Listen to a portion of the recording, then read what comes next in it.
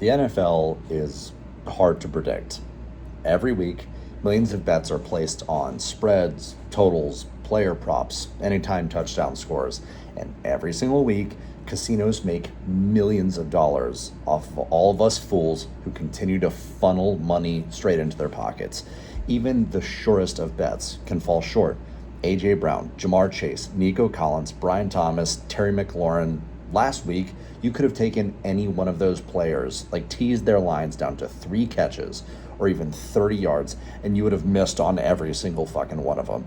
Predicting 11 on 11 chaos is really hard on a game to game and week to week basis. And fantasy football, frankly, is no different. We leave the draft with visions of 150-point weekly scoring averages. We can so clearly see how our studs are going to set NFL records and how our deepest bench stashes are going to overtake the starter on their team and see a true breakout. Everyone else is going to face injuries, but not us. Everyone else will have running backs get vultured at the goal line, but not us. Everyone else will be frustrated by their teams, but not us, damn it. And then the first week of games comes along and completely shatters our visions of our perfect seasons. Maybe one of your starting wide receivers runs into his own teammate on the third play of the game and dislocates his shoulder. Maybe. Or maybe your team only scores 2 total touchdowns, like Kevin's did. Maybe you start Jerry Jeudy over Emeka Egbuka, even though you drafted Egbuka first, and then he scores 2 fucking touchdowns. Whatever the case may be, we now have a new reality to grapple with where things have maybe not gone exactly according to plan. And here's where things get really interesting. Listen, I'm going to stop rambling. I just wanted a chance to go on for a second. Let's get to the power rankings. I'm not going to edge y'all anymore. At number 10, down 2 spots from last week, is Dan. I mentioned this team potentially having helium last week. Fucking oops there. Dan kind of went 0 RB or just like really weak RB, and boy, does it look like the wrong decision after 1 week. Pacheco and Montgomery now sit awkwardly on Dan's bench as he starts 2 backups in RJ Harvey and Zach Charbonnet. Drake London got a little banged up after dropping 2 end zone looks in week 1, and Drake May and the Patriots look borderline helpless. There are definitely some big names on this roster: CeeDee Lamb, Lad McConkey, Garrett Wilson, Trey McBride, but the talent is looking a little thin as of right now. At number 9, we have Kevin, down 3 spots from last week. I referred to Kevin as having a stable core of players. That is Justin Jefferson, Nico Collins, DJ Moore, and George Kittle. Those guys combined for 27 points. Oh, and George Kittle is now on IR, and Kevin replaced him with the immortal Kyle Pitts. Oh, and he already probably correctly gave up on CJ Stroud as well. And Travion Henderson got out-touched and out-snapped by Ramondre. This team went from solid to in a matter of days. Still a long season, certainly, but this isn't a great way to start. And number 8 is me, up 2 spots from last week. Somehow I was the highest scoring team last week, and I still just don't feel confident in this roster yet. Sure, Pat Mahomes scored 11 points running the ball, but frankly, I hate watching Mahomes run, and I wish he would actually throw more. Ricky Pearsall had a great game, but now Purdy is hurt. I guess I could say he's Purdy-hurty. Hollywood Brown is benefiting from Xavier Worthy's injury that I mentioned before, but frankly, that probably won't last long. And how do you get 19 targets and still end up under 100 yards? That's borderline impossible to do. Zach Ertz will probably only ever score points if he scores a touchdown. Tony Pollard's running behind a bottom 5 offensive line. And so, yes, there's reason for optimism with Breece Hall, with Travis Etienne, both scoring a lot of points and looking really good. And of course, Jamar Chase probably just had his worst game of the season, but there are still plenty of ways that this can go wrong. At number 7, we have Grant, up 2 spots from last week. Grant's team looked awful last week. He's only moving up in the power rankings because, I needed to move Dan and Kevin way down. A role they're both very used to playing, that is being on the bottom. I will say, Grant's team looks much stronger this week with Kyler as his quarterback instead of Baker, and Amon-Ra St. Brown and Mark Andrews are definitely going to have better games going forward. We'll see what happens with Bill Krosky-Merritt, but I think this team has decent potential if some of these guys can just start getting into the end zone. At number 6, we have Tim up one spot from last week. Okay, so Josh Allen didn't score 50, but he did score 39, so that's close enough. Tim scored a respectable 100 points last week, so the sky definitely isn't falling or anything. Genty and Hampton both looked pretty okay in what I would call pretty tough matchups, and they'll probably get better as the season progresses. Michael Pittman is a nice surprise on Tim's bench, and I don't know, though, that I want to trust Daniel Jones yet, but for 1 week it worked out nicely.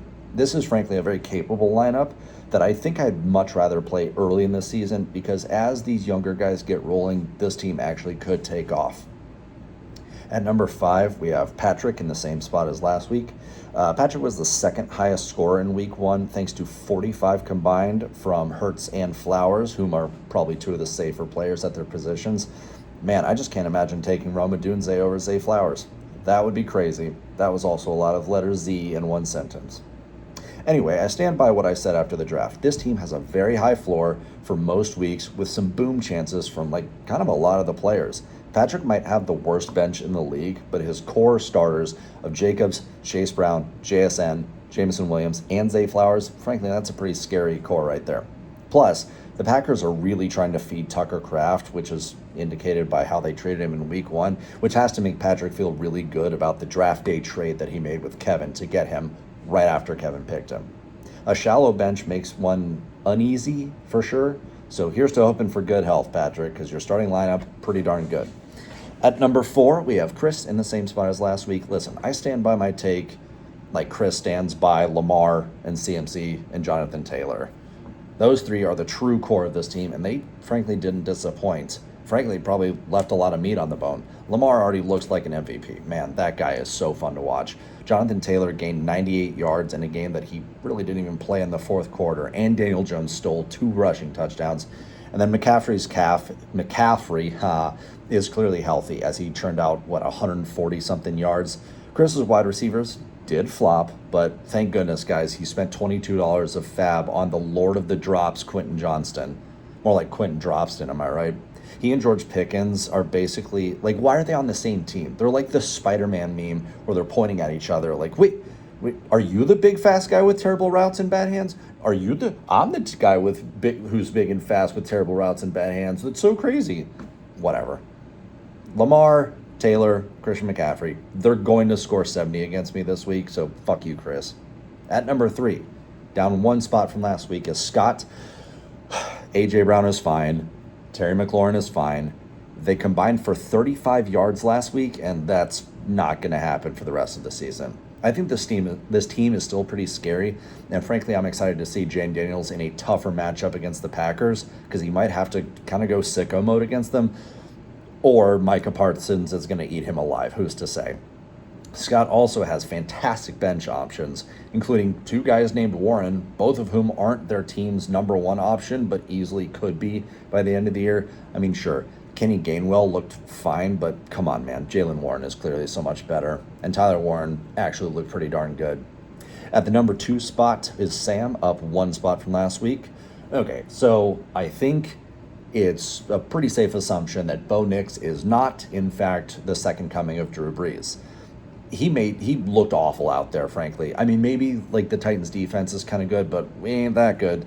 Sam made a very smart move, and I think a pretty obvious one, to grab Justin Herbert as his new quarterback, and now he's ready to rock after pounding the fuck out of Jason last week.